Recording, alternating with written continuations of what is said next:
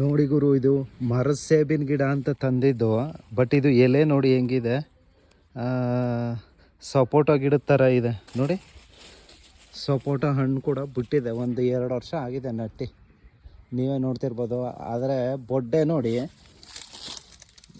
ಹೆಂಗೆ ಸೀಲ್ಕೊಂಡಿದ್ದೆ. ಈ ಕಡೆ ಬಂದಿರೋ ಬಡ್ಡೆ ಇದು ಸಪೋಟ ಹಣ್ಣು ಬಿಟ್ಟಿದೆ. ಈ ಕಡೆದಿದೆಯಲ್ಲ ಇದು ಎಲೆ ನೋಡಿ ನೀವು ಬೇರೆ ಥರ ಇದೆ. ಮರದ ಸೇಬನ್ ಗಿಡ ಬರುತ್ತಲ್ಲ ಅದೇ ಥರ ಇದೆ ನೋಡಿ.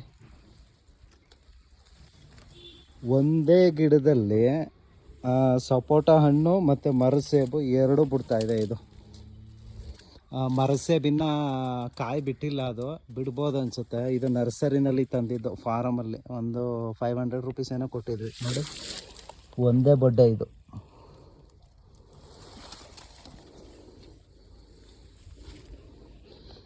ಆ ಕಡೆ ಕೊಂಬೆ ಇದೆಯಲ್ಲ ಅದು ಮರದ ಸೇಬು, ಅದನ್ನು ಕಾಯಿ ಬಿಟ್ಟಿಲ್ಲ ನೋಡಿ.